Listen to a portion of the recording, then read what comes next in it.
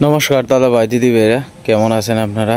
আপনাদের আশীর্বাদ ও দোয়ায় আমরাও ভালো আছি। তো দাদা ভাই দিদি ভাইরা, আজকে সকালবেলা ঘুম থেকে উঠতে রৌদ্রের মুখ দেখলাম আর কি। তো আজকে মনে হয় দিনটা ভালোই যাবে। সকালের পরিবেশটা দেখেন, খুব সুন্দর সবুজ প্রকৃতি।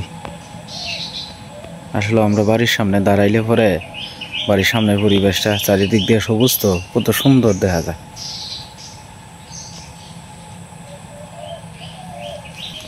আস্তে আস্তে আমাদের বাগ পরিষ্কার হইতেছে আর কি। গতকালকে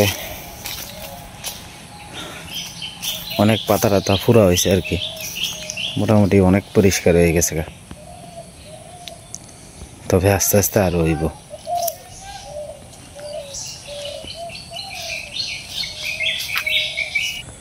কালকে রাত্রে হঠাৎ করে আপনার 10টার দিক দিয়ে 10:30 বাজে গেছে আর কি। বাড়িতে এসি খাওয়া দাওয়া করলাম, করার পরে আপনার কারেন্ট চলে গেছে আর কি। তো আমরা গ্রাম অঞ্চলে তো আপনারা অনেকেই জানেন যে একটু গরম বেশি পড়লেই কারেন্টের লোডশেডিং থাকে বেশি আর কি। তো যাই হোক, গ্রামে মনে করেন যে আপনার 24 ঘন্টার ভিতরে মাত্র 6 ঘন্টা থাকে কিনা সন্দেহ কারেন্ট। তো কালকে রাত্রেবেলা আপনার বসে আর কি মোবাইল টিপতেছে আর কি, যেহেতু কারেন্ট নাই গিয়ে একটু মোবাইলটা মোবাইল টিপতে হঠাৎ করে দেখি কালকে নোয়াখালীর সুবর্ণচর নামে একটা জায়গা আছে আর কি। তো এই জায়গার মধ্যে আমাদের এক হিন্দু ভাই, তো ওনারে একটা পার্কের মতো আছে আর কি। পার্ক না কি জানি, আমি সঠিকটা জানি না। এই নিউজের মধ্যে দেখলাম আর কি, যে মানে প্রকাশ্যে আপনার লোকটারে মানে গলা থেকে মুন্ডু আলাদা করা হয়েছে আর কি, অর্থাৎ জব করা হয়েছে আর কি, প্রকাশ্যেই জব করা হয়েছে। তো এটা আসলে এখন যে মানে 2 দিন পরে এরকম অবস্থাটা হইতেছে আর কি। এই যে আমরা এনে একটা ঘটনা ঘটে গেল, এটা তো আপনারা জানেনই অনেকেই। তো গতকালকের এই ঘটনাটা দেখিয়া রাত্রিবেলা মানে চোখে গালি বাসতেছে লোকটা। তো যাই হোক, তারপরে এইগুলা তো আর ইউটিউবে মনে করেন যে পাওয়া যায় না। ইউটিউবে শুধুমাত্র সংবাদ প্রচার করছে আর কি। তারপরে ফেসবুকে ঢুকলাম, ফেসবুকে ঢুকে দেখি যে জায়গাটার মধ্যে আপনার শুয়ে রয়েছে একেবারে মেন রোড সাথে দিনের মতো। আর বাবার আর্তনাদ, বাবা গালি কইতেছে আমার ছেলেটারে মারিয়ালছে। তো যাই হোক, এছাড়া তো আর কিছু করার নাই। মনে করেন এইভাবে যদি আমার যদি এইভাবে জীবনের যদি কোনো সিকিউরিটি না থাকে, তাহলে বাড়ির থেকে কীভাবে বাড়িবেন? বাড়ির থেকে তো বাড়ির কোনো ভাবই নেই। আমি বাড়িলাম বাড়ির থেকে, এখন যদি আমার যদি প্রকাশ্যে মনে করেন যে আমার গলা থেকে মুন্ডু যদি আলাদা করে লায়, তখন এটা করার তো নাই কিছু। তো যাই হোক, সব কিছু ঠিক হোক, আমরা এটাই চাই। আমরা তো সাধারণ মানুষ, আমরা যাতে সুস্থভাবে মানে চলতে পারি, এটাই তো চাওয়া আমরা তো আর কিছুই চাই না। আমরা চাই দেশটা যাতে শান্তিতে থাকুক। আমরা যারা হিন্দু সম্প্রদায়ের আছি তারা যাতে শান্তিতে থাকতে পারে, হ্যাঁ, যারা মুসলিম ধর্মের আছেন তারাও যাতে শান্তিতে থাকতে পারেন, সবাই মিলেমিশে যাতে একসাথে থাকতে পারি, এটাই হলো আমরা চাওয়া। এখন এই যে 2 দিন পরে এক মায়ের বুক খালি হইতেছে, আমরা তো আফসোস করা ছাড়া আর কিছু করার নাই। এই আর কি বিষয়টা। কালকে রাত্রিবেলা সকাল থেকেই মনটা ভালো লাগতেছে না, এই লোকটার কথা খালি মনে হয়ে যেতেছে। একটা ঘটনা ঘটলে পরে তো খুব খারাপ লাগে। আপনারা হয়তো অনেকেই দেখছেন কালকে এই নিউজটা, নোয়াখালীর সুবর্ণচরের। আমারও ভীষণ খারাপ লাগতেছে, কিছু করার নাই। যাই হোক, আমরা তো মনে করেন যে একমাত্র ভগবানের উপরে ভরসা ছাড়া বা আল্লাহর উপরে ভরসা ছাড়া আর কোনো কিছু করার নাই। ভগবান বা আল্লাহ যা কিছু করেন ওনারা ভালোর জন্যই করেন। এটা হয়তো ওনার ভাগ্যে আছেন যে ওনার এইভাবে মৃত্যু হইব, এটাই মানিয়ে নিতে হইব, এছাড়া তো আর করার নাই। ওনার আত্মার শান্তির জন্য আমরা আশীর্বাদ এবং দোয়া প্রার্থনা করি আর কি। গতকালকের তুলনায় আজকে একটু বাতাস আছে আর কি সকালবেলা। গতকালকে সকাল থেকে খুব কড়া রৌদ্র উঠছেন, আজকে সকালবেলা মোটামুটি বাতাস আছে আর কি। তো আজকে সকালবেলা যখন ঘুম থেকে উঠছি না, অস্বাভাবিক একটা শব্দ শুরু হয়েছে আর কি। তখন থেকে আর ভিডিও স্টার্ট করতে পারছি না, শব্দের কারণ হলে গিয়ে এই যে ড্রেজারে যে মাটি কাটতেছে, এই মাটি কাটার মেশিন তো আমাদের বাড়ির কাছে এসে পড়ছে। তখন ভিডিও স্টার্ট করতে গেলেই দেখা গেছে যে ভীষণ বিকট আওয়াজ হইতেছে আর কি। তো এই আওয়াজের কারণে ভাবলাম যে মেশিনটা একটু বদ্ধ হোক, তারপরে ভিডিওটা শুরু করি আর কি।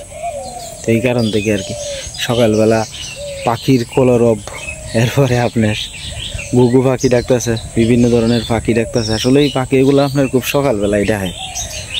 যখন আপনার বেলা উঠে যায় না, তখন তো পাখি যার স্থানে মনে করেন যে খাবারের উদ্দেশ্যে বাইরে পড়ে, তখন আর এই ডাকটি শোনা যায় না।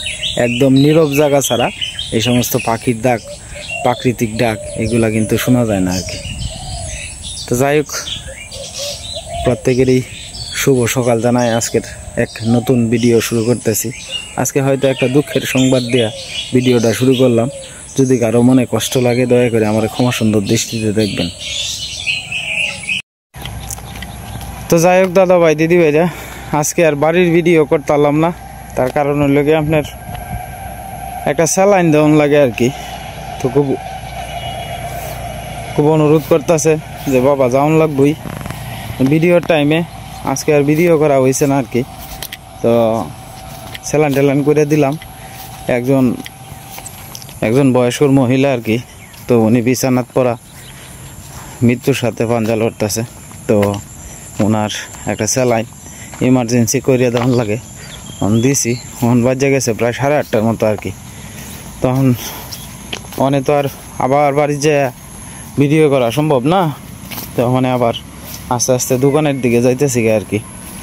আজকে বহুদিন পরে এই রাস্তাটা দিয়ে আইছি, কারণ এই রাস্তা দিয়ে গিয়া পরে মেন রোডে উঠবাম আর কি। আস্তে আস্তে দোকানের দিকে যাইতেছি গা। আজকে পারলাম না। আর যে বাড়িতে গেছি এই বাড়ির সবাই মনে করেন যে আপনার মন টন বালা না। মানে আমি যে ভিডিও স্টার্ট করবাম, মনে করেন অসুস্থ বাড়ির ভিডিও স্টার্ট না করাটাই সবচেয়ে উত্তম আর কি। তো যাই হোক, এই কারণে ভিডিও স্টার্ট করছি না। তো উনি আমারে সকালবেলা 100 টাকা সাতদিন আর কি। পরে চিন্তা করে দেখলাম গ্রামের মানুষ, যদিও আমরা বাড়ি থেকে অনেকটা দূরে আছে, কিন্তু চিন্তা করলাম যে গ্রামের মানুষ যেহেতু টাকাটা নেই, এমনিতেই যে লোকটার বাড়িতে গেছে এই লোকটা রিক্সা চালায়, এরপরে দিন আনতে পান্তা পুরায়। 100 টাকা তো বড় কিছু না। পরে কইলাম যে না ভাই, লাগতো না, 100 টাকা দিয়ে আপনার আমারে আমার তরফ থেকে কিছু আইনা দিন, যে আমারে দেওয়া লাগতো না। তো এই কইয়া বাবা আয় বললাম আর কি। হ্যাঁ ঠিক আছে, আমিও তো গরিব মানুষ, কিন্তু সবসময় তো আর এর যারা আমার সামর্থ্যের ভিতরে মনে করেন যে আমার গ্রামে স্যালাইন, ইঞ্জেকশন, প্রেশার মাপা, এটা সেটা, হ্যাঁ আমার সাধ্যে যতটুকু কোলায় আমি করার চেষ্টা করি। তবে ভুল ভ্রান্তি হইতারে, আমার যতটুকু সম্ভব আমার জায়গা থেকে আমি চেষ্টা করি আমার সাধ্যে যতটুকু কোলায় মানুষের লেগে করার লাগে আর কি। তো যাই হোক, এখন আবার দোকানে মেন রোডে উঠতে গেলে অনেকটা রাস্তা ঘুরিয়ে দেওয়া লাগবে আর কি। দিয়ে হাঁটার উপরে তাইকে নি আপনার মেন রোডে উঠতে পারি। আস্তে আস্তে যদি মেন রোডে উঠতে এরি তাহলে পরে আর কি অটো দিয়ে চলে যায় আর কি। আমরা এই রাস্তাটা দিয়ে ছোটোবেলা আইতাম স্কুলে, আমরা বাড়ির থেকে খুব কাছে আর কি। তো এই রাস্তাটা দিয়ে যখন যাতায়াত করতাম তখন তো খাদা ভরা আসিন, আর চারিদিক দিয়ে জঙ্গলের মতো আসিন। মানে জঙ্গল বলতে এই যে গাছগাছালি দেখছেন না, এটি উঁচা উঁচা আসিন, আরও আশপাশে দিয়ে গাছ আসিন। অন্ত সব সাফ সুবিধা করে আলছে। ওই যে এই বাড়িটার পিছনে এসে আমাদের ইসলামপুর উচ্চ মাধ্যমিক বিদ্যালয় আর কি। এন থেকেই প্রাইমারি পর্যন্ত পড়িয়া পরে বিরামপুর স্কুলও, কেউ অতীতপুর স্কুলও, কেউ মোহনগঞ্জ, যে যার সুবিধা যেন এন যায় আর কি। আর জায়গাগুলো কিন্তু খুব সুন্দর, রেলের দুই আশপাশে। আপনারা লক্ষ্য করে দেখেন, এই যে দূরে দেখা যায়, এটি হচ্ছে আমরা গইডা বলি আর কি। ওই গোবরের যে গোবর একসাথে করিয়া পরে আপনার পাটখুরির মধ্যে আপনার করে বড়ায় বড়ায় থুয়ে পরে এটা রৌদ্র দিয়া খুব সুন্দর জ্বালানি হিসেবে ব্যবহার হয় আর কি। দুই পাশে দিয়ে আছে।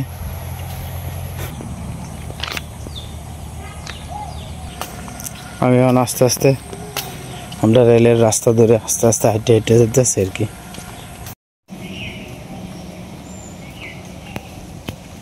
বাঁশগুলা দেখছেন কত ঘন, আর এর নিচে গরু বছর বাইন্ধে দিয়েছে আর কি, প্রচুর ঘন বাঁশ।